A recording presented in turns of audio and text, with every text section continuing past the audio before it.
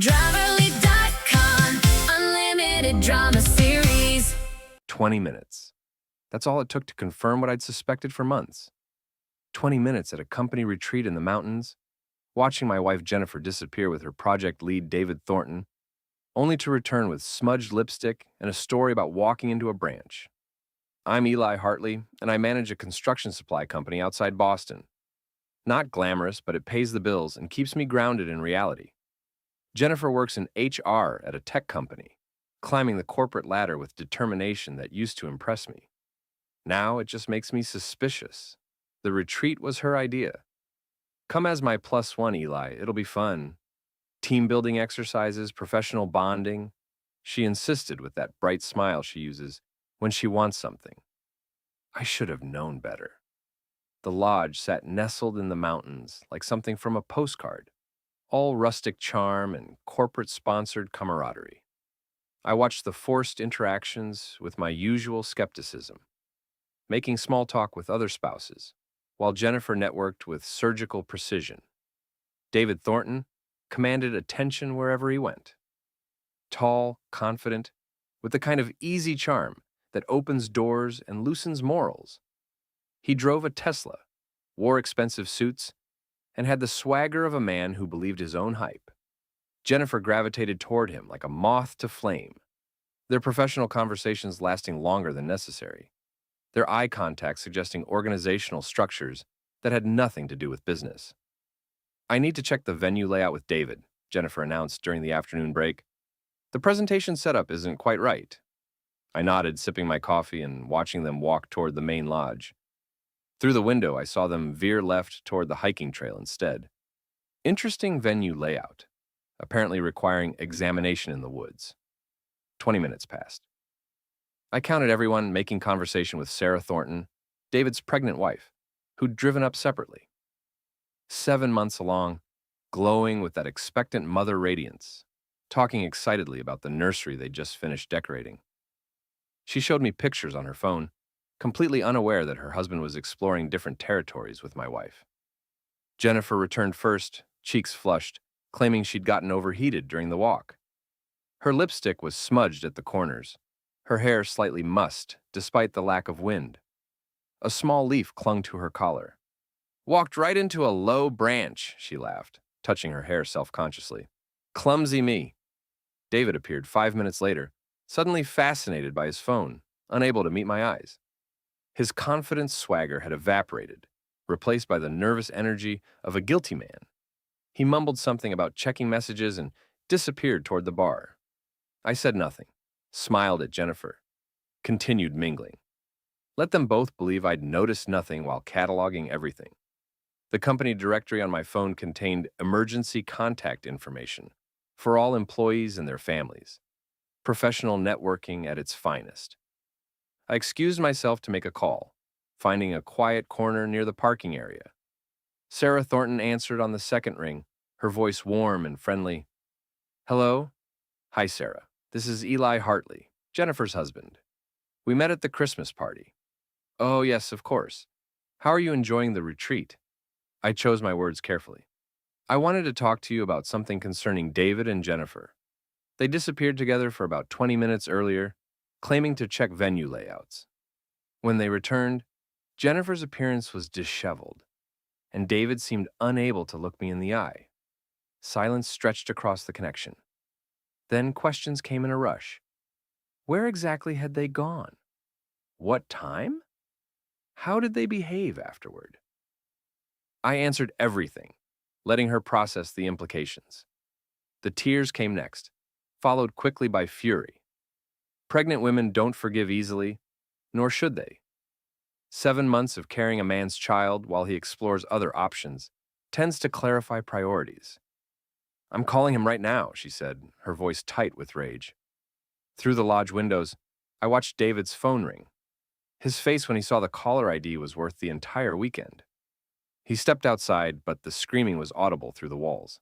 Everyone at the retreat pretended not to hear while absorbing every word. David left within the hour, claiming a family emergency. Jennifer seemed confused by his sudden departure, asking if I knew what had happened. I explained nothing, letting her wonder and worry. The drive home was tense.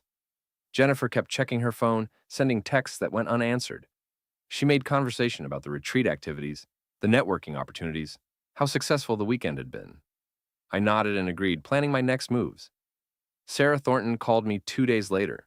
She'd found hotel receipts, suspicious text messages, evidence of other indiscretions. David's pattern of behavior extended beyond my wife. We compared notes like investigators building a case, which in many ways we were. "I'm filing for divorce," she said simply, "before the baby comes. I won't raise a child in a house built on lies." 20 minutes of observation.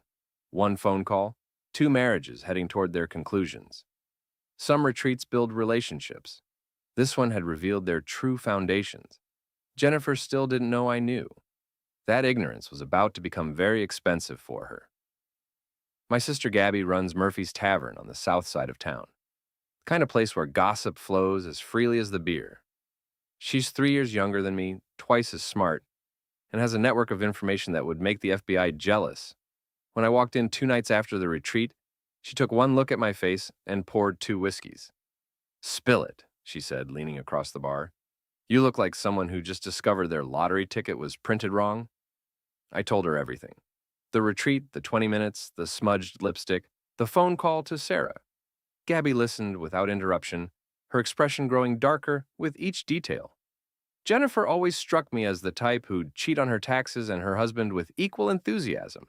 She said finally, "What's your play?" "Still working on it." "But I need information. What have you heard?" Gabby's smile was sharp as broken glass. "Plenty. Your wife's been coming in here the past few months, always with different people from her company. Networking, she calls it. Lot of late nights for professional development." She pulled out her phone, scrolling through photos from the bar's social media. "Look familiar?" David Thornton appeared in several pictures, usually in a corner booth with Jennifer, their heads close together in conversation that looked anything but professional. The timestamps showed regular meetings over the past 3 months. "Mrs. Crenshaw from your street stops by for bingo on Thursdays," Gabby continued. She mentioned Jennifer's been going on a lot of evening runs lately. Funny thing about those runs, they always end at the Metro Hotel downtown. The Metro Hotel. Boutique establishment, discreet, expensive. The kind of place that didn't ask questions about guests who paid cash and left early. "I need more than gossip," I said. "Then let's get you more." Gabby introduced me to Glenn Morrison, a regular who ran a towing company after getting out of prison 5 years ago. Burglary conviction. But he'd learned valuable skills about locks, security systems, and moving quietly through spaces where he didn't belong. "Your wife's car," Glenn said, studying the photo I showed him. "Silver BMW, right? I've towed that make before. Easy to work on." "I don't want it damaged, just inconvenienced." Glenn's grin revealed teeth that had seen better decades. "I know exactly what you mean." The plan was simple. Jennifer had a client dinner Thursday night, another late networking session that would undoubtedly end at the Metro Hotel. While she was occupied, Glenn would ensure her car experienced mechanical difficulties. Nothing dangerous, just embarrassing. Thursday evening, Jennifer kissed me goodbye, her perfume stronger than usual, her dress more revealing than client dinners typically required. "Don't wait up. These things run late." "Drive safely," I said, meaning it. I wanted her safe, just not comfortable. Glenn called at 10:30. Package delivered. She's going to have an interesting morning. Friday dawned gray and cold. Jennifer's scream from the driveway woke half the neighborhood. Her BMW sat on 4 flat tires, each one decorated with a bright pink bumper sticker reading, "Honk if you're cheating." The car alarm had been triggered, probably by the dozen roses scattered across the windshield. Black roses wilted and tied with a note reading,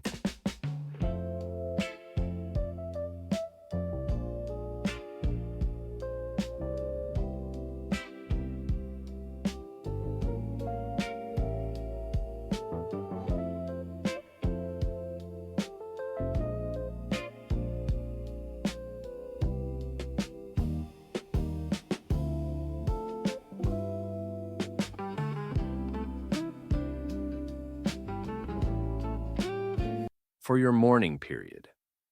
"Eli!" Jennifer's voice carried pure panic. "Someone vandalized my car." I emerged from the house in my bathrobe, coffee in hand, the picture of concerned innocence. What happened? Look at this. Look what they did. She gestured wildly at the decorated BMW. Who would do such a thing? Probably just kids, I said, examining Glenn's handiwork with professional appreciation. You know how teenagers are. Should we call the police? Yes. No. Wait. Jennifer's panic shifted to calculation. The insurance. This might look bad at work. Maybe we should just handle it privately. Interesting reaction. Most innocent people would want police reports and investigations. Jennifer wanted quiet cleanup and no official records. I'll call a towing company, I offered. Get it fixed quickly. Glenn's company arrived within an hour, his crew maintaining perfect professional demeanor while removing the decorations. Jennifer supervised nervously, asking repeatedly about discretion and confidentiality. Don't worry, lady, Glenn assured her. We see this kind of thing all the time. Domestic situations? We keep it quiet. The phrase domestic situations made Jennifer flinch. She paid in cash, tipping generously for silence. That afternoon, I visited the Metro Hotel. The desk clerk was young, eager to please, and impressed by my construction company business card and story about planning a corporate event. We value discretion, he assured me. Many of our clients appreciate privacy. Like the blonde woman who comes in Thursday evenings, always with the same gentleman? His professional smile faltered slightly. I couldn't discuss specific guests. Of course not. But if I were planning events here, I'd want to avoid scheduling conflicts. Wouldn't want to double book rooms. Understanding passed between us. Money changed hands. Information followed. Jennifer and David had been regular Thursday guests for 2 months, always paying cash, always leaving separately. The desk clerk had noticed because they never used room service, never stayed overnight, and always seemed nervous about being seen together. Business meetings, he said with a knowing smirk. Very intense negotiations. I thanked him and left, my phone already buzzing with a text from Jennifer. Car fixed. Working late again tonight? Don't wait up. Another Thursday, another networking session, another opportunity to gather evidence. This time, I was ready with a camera.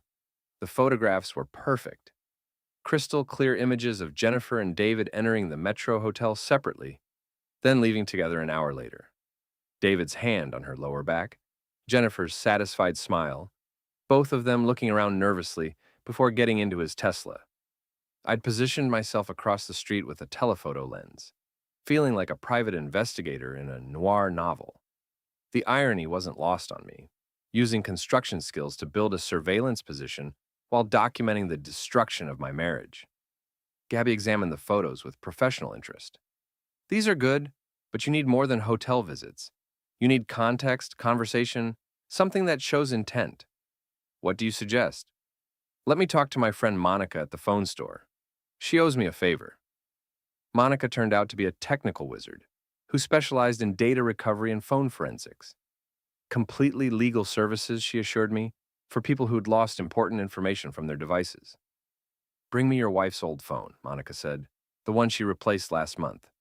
Even if she thinks she deleted everything, I can probably recover it.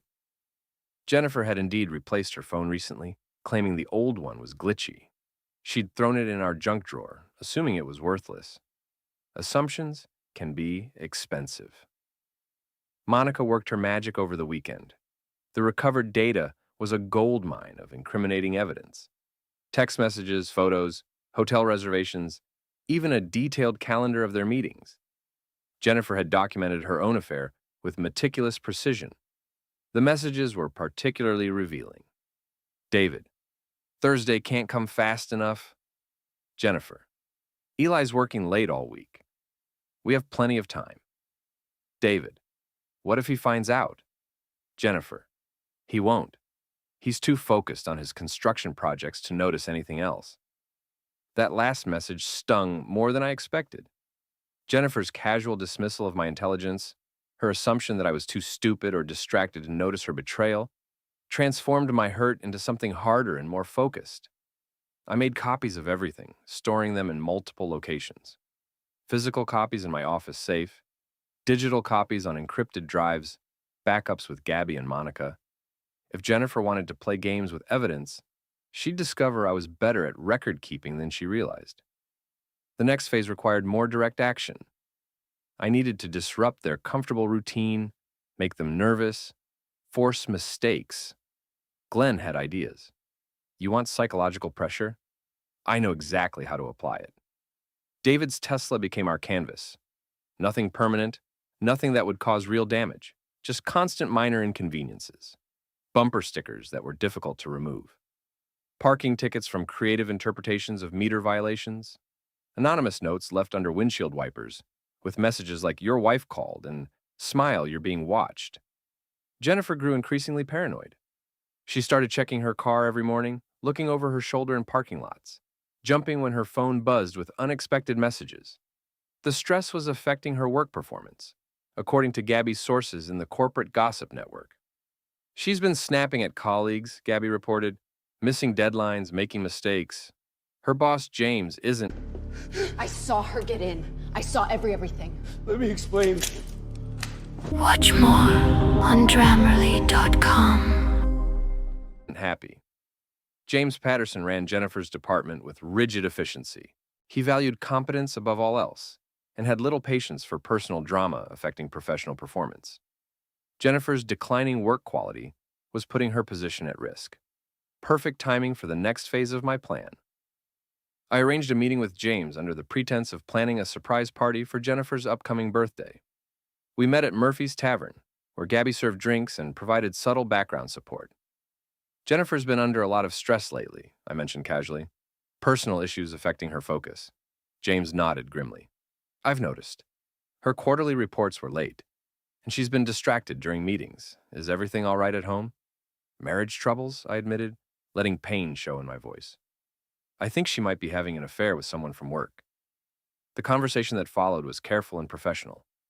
James couldn't act on speculation, but he could certainly pay closer attention to workplace relationships and their impact on productivity. He thanked me for my discretion and assured me that any unprofessional behavior would be addressed appropriately. Jennifer came home that night later than usual, her mood darker than normal. James wants to see me first thing Monday morning, she said. Some kind of performance review.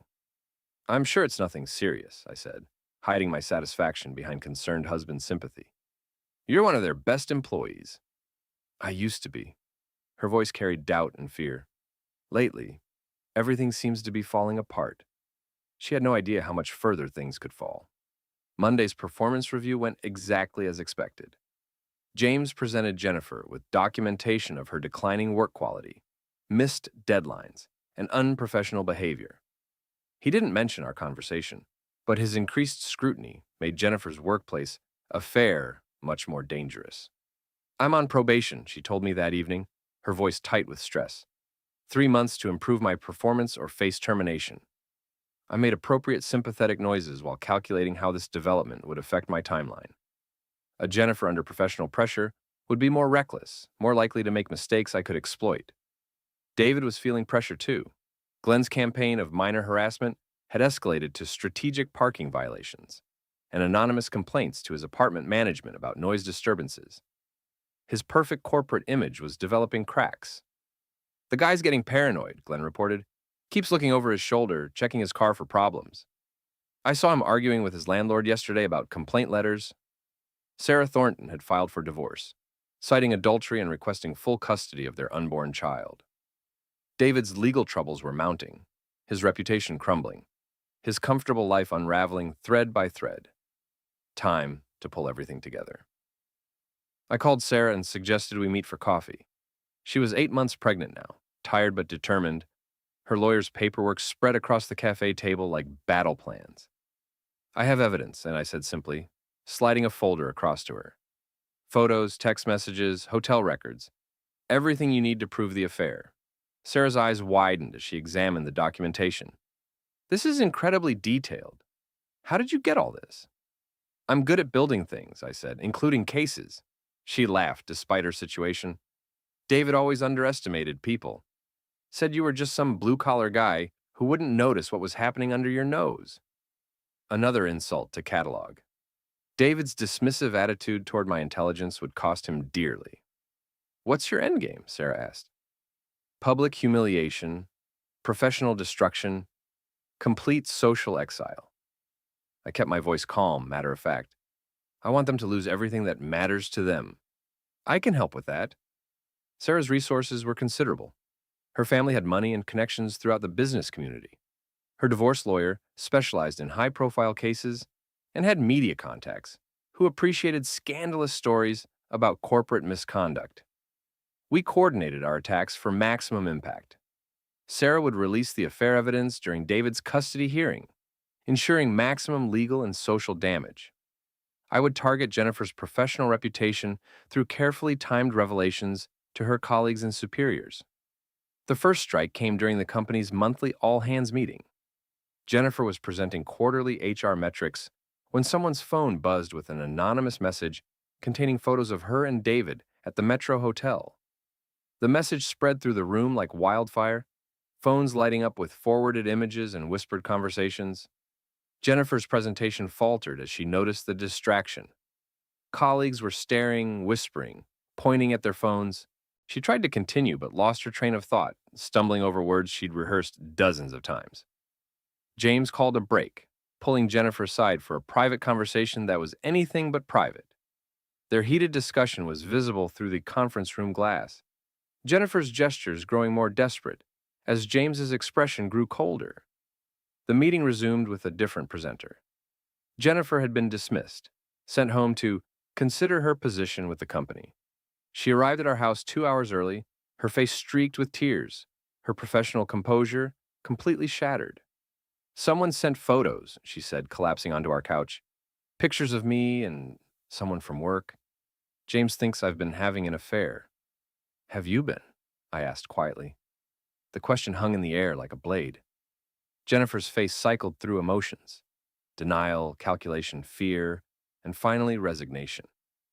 "Yes," she whispered. "I'm sorry. I'm so sorry, Eli." I nodded slowly as if processing devastating news instead of confirmation of what I'd known for months. "How long?" 3 months, maybe 4. It just happened. I didn't plan it." More lies. The recovered phone data showed their relationship had been building for 6 months, with flirtation and emotional intimacy preceding the physical affair by weeks. "Who is he?" "David Thornton, my project lead."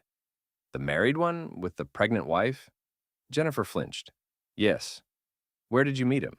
"For the affair, I mean?" "The Metro Hotel downtown." Her voice was barely audible. I let silence stretch between us, watching her squirm under the weight of her confessions.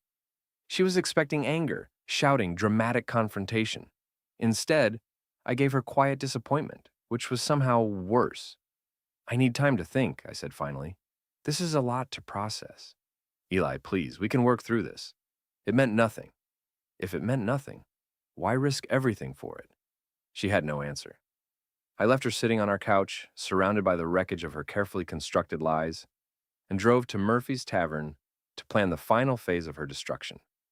Gabby poured 3 fingers of whiskey and slid the glass across the bar. She confessed everything: the affair, the hotel, even David's name. I took a sip, letting the alcohol burn away the last traces of hurt. She thinks this is about forgiveness and reconciliation. But it's not. No, it's about consequences. The final phase required precision timing and perfect execution. Jennifer and David had lost their workplace sanctuary, but they still had their social circles, their professional reputations outside the company, their sense of dignity. Time to strip away those final protections. Sarah's divorce hearing was scheduled for Friday. The local newspaper's court reporter, a friend of Sarah's lawyer, would be present to document the proceedings. Adultery cases involving prominent business figures always made good copy. I coordinated with Sarah to ensure our revelations hit simultaneously.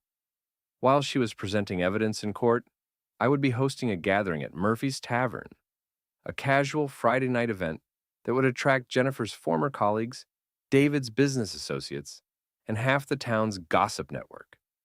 "You sure about this?" Gabby asked. "Once you pull this trigger, there's no going back." There was no going back the moment she decided to cheat. "I'm just making sure everyone knows the truth." Thursday night, I told Jennifer about the gathering. "Gabby's hosting a community mixer tomorrow. Thought we might go together, show people we're working through our problems." Jennifer's face brightened with hope. She saw the invitation as reconciliation, a chance to repair her damaged reputation through public unity with her husband. That sounds wonderful, she said. I'll wear the blue dress you like. The blue dress. The same one she'd worn to the company retreat where this all began. Perfect. Friday arrived gray and cold, matching my mood. Sarah texted updates from the courthouse. Evidence presented. David's lawyer requesting recess. Local reporter taking notes. The mixer began at 6. Jennifer arrived early, helping Gabby arrange tables and greet guests. She was trying too hard, her smile too bright, her laugh too loud, but she was present and engaged, playing the role of devoted wife, working through temporary difficulties. David appeared at 7, looking haggard and desperate. His lawyer had probably advised him to maintain normal social appearances despite the divorce proceedings. He nodded nervously at Jennifer, their eye contact brief and guilty. By 8 o'clock, Murphy's Tavern was packed.